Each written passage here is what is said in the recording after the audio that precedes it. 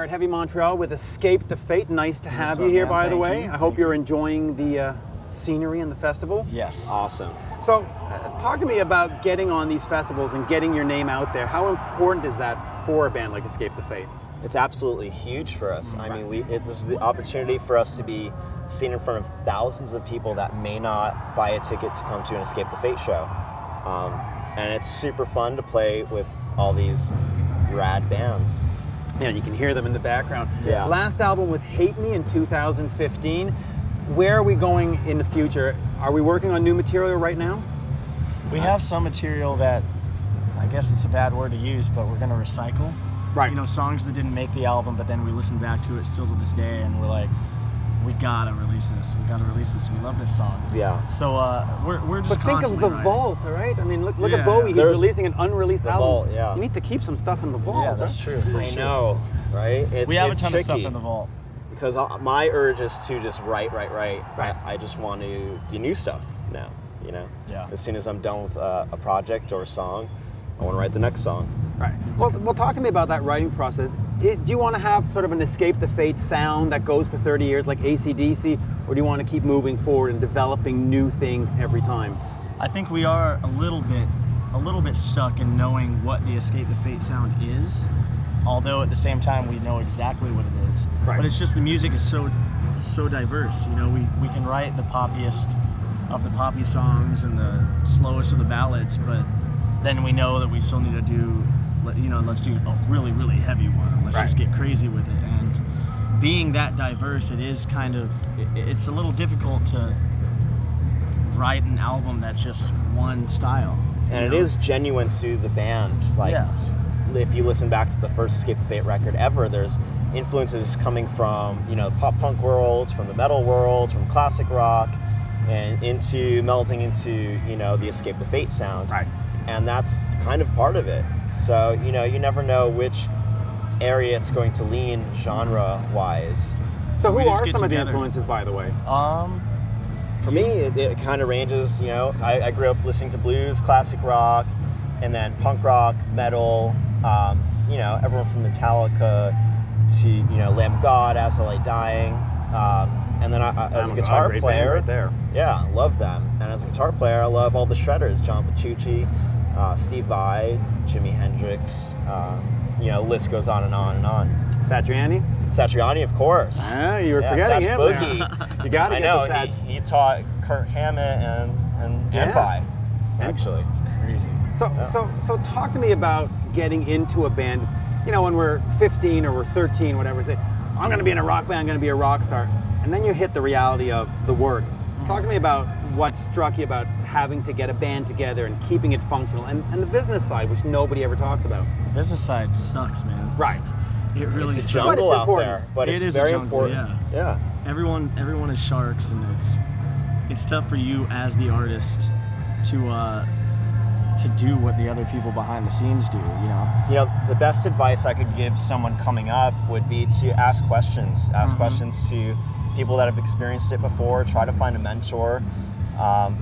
You know, that's the only way to really kind of get an inside scoop about, you know, all the fine details, and read books about it. Right.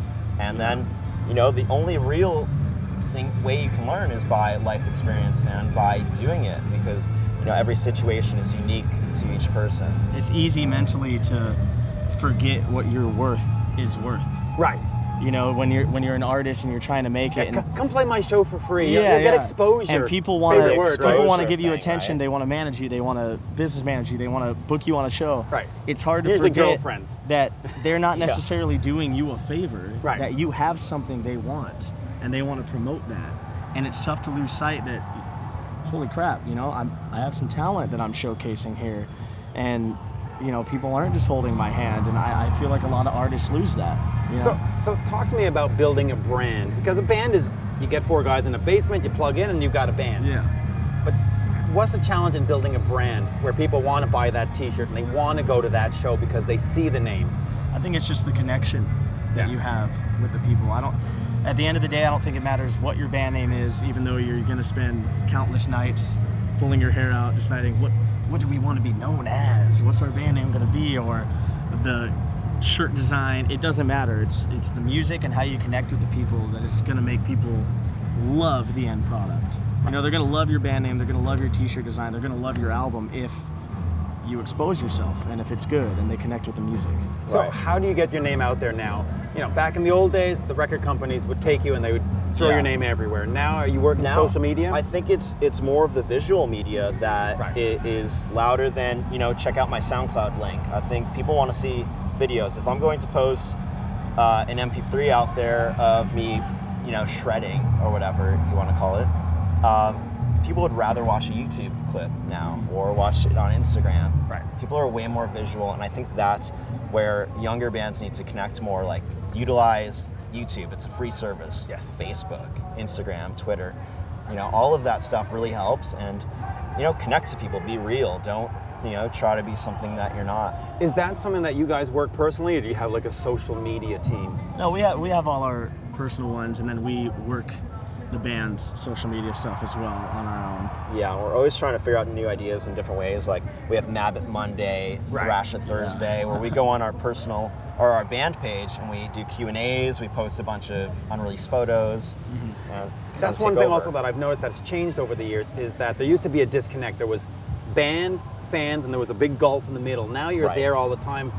Talk to me about that connection, and because, you know, there are going to be some crazies that show Yeah, up, yeah. but, It's a little weird. I don't necessarily personally agree right? with everything You that's like the happening. distance? I miss the distance. I like The the distance. mystique. I like the mystique of Well, what yeah, have they that- been up to? What are they doing? Oh my God, how did they get to be that band? Well, see, that's the one thing I'll think from my experience. When you followed The Who or you followed Kiss, they Yeah. were like these Gods, magical superstars, legends. And now you follow, like we were just talking about Five Finger Death Punch. You can reach out and sort of Yeah. You can be Almost right there. shake hands with you can see Jason what's happening on the in the internet. moment while Yeah. it's happening. You can It's- see a everything's photo live. of them cooking in their own kitchen. Like, Yeah. this guy makes breakfast just like I do. Yeah.